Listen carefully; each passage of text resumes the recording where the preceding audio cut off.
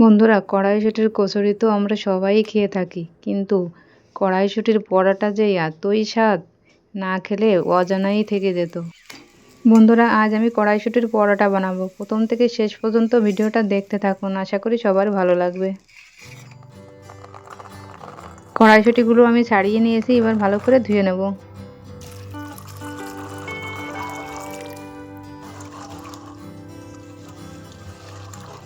কড়াইশুঁটিগুলো আমি ভালো করে ধুয়ে নিয়েছি, এবার মিক্সারে দিয়ে পেস্ট করে নেব। এই একই সঙ্গে দুটো কাঁচা লঙ্কা আর কয়েকটা ধনেপাতা দিয়ে দেবো।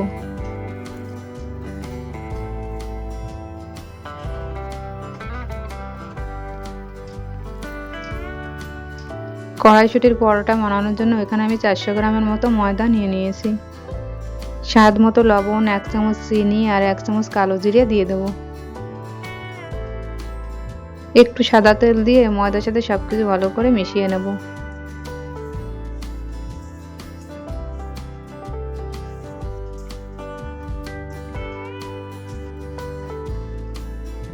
ময়দার সাথে সবকিছু ভালো করে মিশিয়ে নিয়েছি। এবার কড়াইশুঁটি, কাঁচা লঙ্কা, ধনেপাতার পেস্টটা দিয়ে ময়দাটা ভালো করে মেখে নেব। বন্ধুরা, কড়াইশুঁটির পরোটার রেসিপিটা যদি আপনাদের ভালো লাগে, লাইক করবেন, শেয়ার করবেন আর সাবস্ক্রাইব করে আমার পাশে থাকবেন। সামান্য একটু জল দিয়ে ভালো করে মেখে নেব।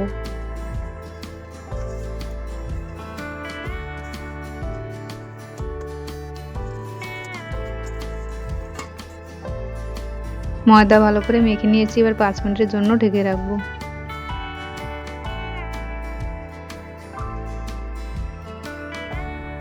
5 মিনিট হয়ে গেছে, এবার আর একটু মেখে নেব। ময়দাটা ভালো করে মেখে নিয়েছি, এবার কড়াইশুঁটির পরোটা বানানোর জন্য লেচিগুলো কেটে নেব।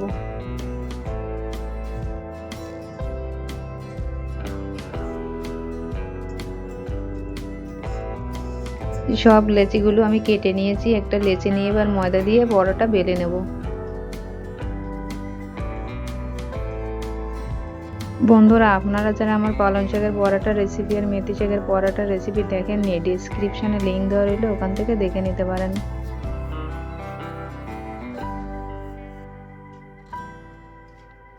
এই একইভাবে বাকি পরোটাগুলোও বেলে নেব।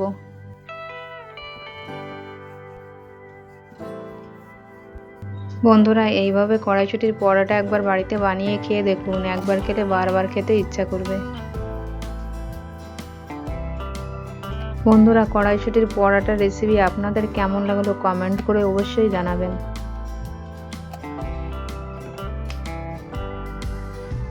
সব পরোটাগুলো আমি বেলে নিয়েছি, এবার ভেজে নেব। চাটু গরম হয়ে উঠেছে, এবার সয়াবিন তেল দিয়ে দেব।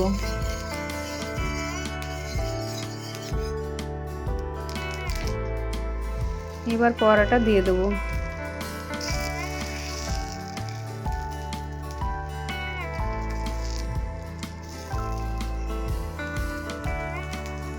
অল্প অল্প তেল দিয়ে পরোটা এপিট ওপিট লাল লাল করে ভেজে নেব।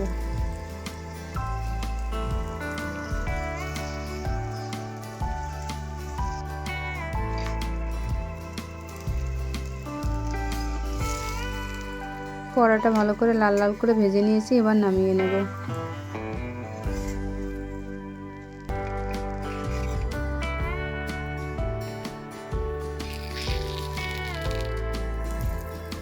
এই একইভাবে বাকি পরোটাগুলো ভেজে নেব।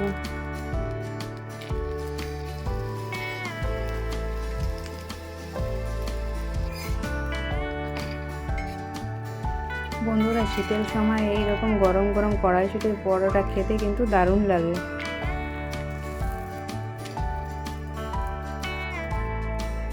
বন্ধুরা, সহজ এবং সুস্বাদু রেসিপি পেতে সাবস্ক্রাইব করুন আমার ইউটিউব চ্যানেল।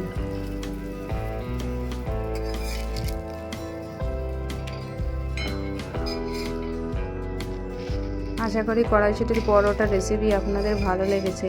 পুরো ভিডিওটা দেখার জন্য সবাইকে অনেক ধন্যবাদ। সবাই ভালো থাকবেন, সুস্থ থাকবেন।